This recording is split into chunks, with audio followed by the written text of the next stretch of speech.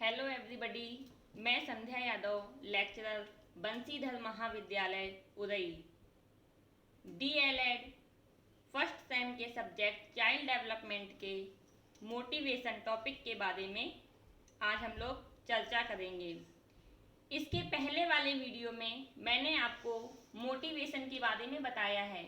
उसमें हमने क्या क्या देखा था, मोटिवेशन का अर्थ, उसकी परिभाषाएं, उसके स्रोत और उसके प्रेरक, इसके बारे में हम पहले देख चुके हैं। आज हम लोग क्या पढ़ेंगे, अभिप्रेरणा का महत्व और अभिप्रेरणा की विधियां।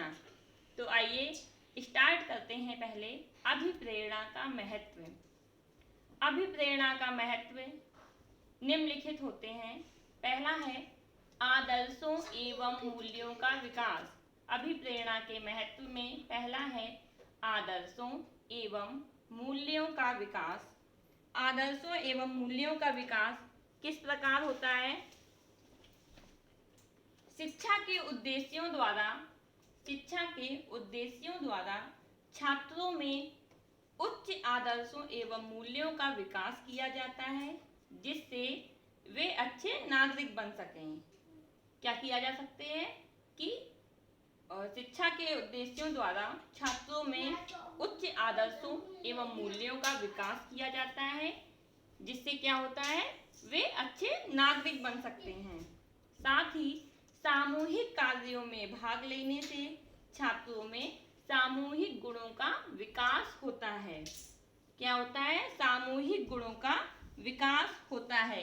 इसके बाद आ जाइए, दूसरा है रुचि जागृत करने में सहायक। रुचि जागृत करने में सहायक। अभिप्रेरणा किस प्रकार रुचि जागृत करने में सहायक होती है? अभिप्रेरणा से बालकों में किसी कार्य को करने में, अभिप्रेरणा से बालकों में किसी कार्य या ज्ञान के प्रति रुचि एवं अभियोग्यता का विकास होता है।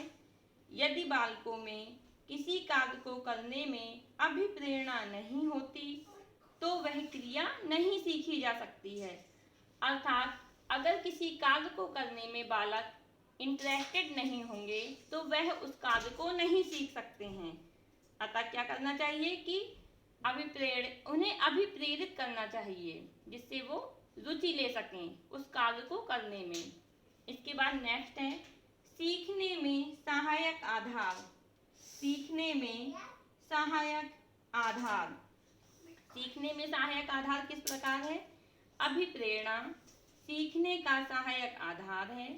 यह व्यक्तित्व के सभी पहलुओं से कहीं ना कहीं संबंधित है। एक शिक्षक को क्या करना चाहिए कि नकारात्मक अभिप्रेरणा से बचना चाहिए तथा सकारात्मक अभिप्रेरणा देनी चाहिए, ताकि बच्चे अपने अधिगम के लक्ष्य को पूरा कर सकें। इसके बाद नेक्स्ट है ध्यान केंद्रित करने में सहायक। ध्यान केंद्रित करने में सहायक।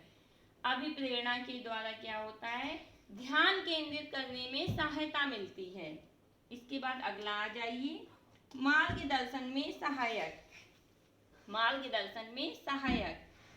आजकल क्या होता है, विद्यार्थियों की सबसे प्रमुख समस्या यह है कि छात्र केवल विद्यालय के कार्यों में रुचि नहीं लेते हैं। छात्र क्या करते हैं? विद्यालय के कार्यों में रुचि नहीं लेते हैं। अभिप्रेरणा के द्वारा छात्रों को उचित एवं आवश्यक मार्गदर्शन दिया जा सकता है, जिससे क्या होगा, छात्रों का सर्वांगीण विकास संभव हो सकेगा। अगला आ जाइए, अगला क्या है? अनुशासन बनाने में सहायक। क्या है अगला? अगला है हमारा अनुशासन बनाने में सहायक। इससे क्या होता है? अभिप्रेरणा से छात्रों में स्वानुशासन की भावना का विकास होता है। इसमें मनोविज्ञान के ज्ञान के प्रभाव के फलस्वरूप स्वानुशासन की भावना विकसित करने पर सर्वाधिक जोर दिया जा रहा है। अभिप्रेरणा के द्वारा छात्रों को स्वानुशासन बनाया जा सकता है। इसके बाद नेक्स्ट है सीखने की इच्छा में महत्व। सीखने की इच्छा में महत्व। इसमें क्या होता है, अभिप्रेरणा से बालकों में किसी कार्य को करने की इच्छा प्रबल हो जाती है। क्या हो जाती है? किसी कार्य को करने की इच्छा प्रबल हो जाती है। अतः शिक्षक को क्या करना चाहिए कि वह छात्रों को समस्या की जानकारी कराए, साथ ही श्रम निष्ठा का महत्व बताए तथा छात्रों का आत्मविश्वास जागृत रखे। साथ ही प्रत्येक छात्र को लगे कि उसके द्वारा विशेष प्रगति की गई है। इस प्रकार शिक्षक को हेल्प करनी चाहिए। इसके बाद नेक्स्ट है लक्ष्य प्राप्ति में सहायक। लक्ष्य प्राप्ति में सहायक, लक्ष्य प्राप्ति में किस प्रकार सहायक होता है? अभिप्रेरणा के द्वारा बालक अपने लक्ष्य की प्राप्ति कर सकते हैं, अर्थात उन्होंने जो लक्ष्य डिसाइड किया है उसे अभिप्रेरणा के द्वारा प्राप्त किया जा सकता है। इसके बाद आता है आवश्यकताओं की पूर्ति में महत्व। आवश्यकताओं की पूर्ति में महत्व। अधिकतर देखा गया है कि मानव व्यवहार तथा अनुक्रियाएं आवश्यकताओं से ही नियंत्रित होती हैं। अभिप्रेरणा के स्रोतों में आवश्यकताओं का महत्वपूर्ण योगदान रहता है। अतः आवश्यकताओं का पता लगाने के बाद शिक्षक उनकी संतुष्टि के लिए उचित प्रेरणा का चयन कर सकता है। लास्ट है उत्तम शिक्षण विधियों का प्रयोग। उत्तम शिक्षण विधियों का प्रयोग।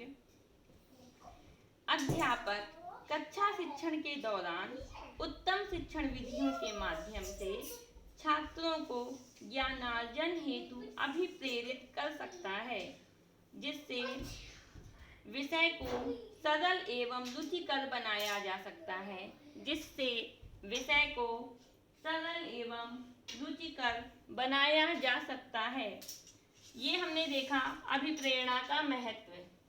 अब हम देखते हैं अभिप्रेरणा की विधियां, कि अभिप्रेरणा की कौन कौन सी विधियां होती हैं। अभिप्रेरणा की कौन कौन सी विधियां होती हैं। तो आइए पहली विधि देखते हैं, रुचि। अभिप्रेरणा की विधियों में पहला है हमारा रुचि। रुचि कैसे होता है कि रुचि के अभाव में किसी भी कार्य को अच्छे से नहीं कर पाएगा। बालक क्या करेगा, अगर उसमें रुचि का अभाव है तो वह किसी कार्य को अच्छे से नहीं कर पाएगा।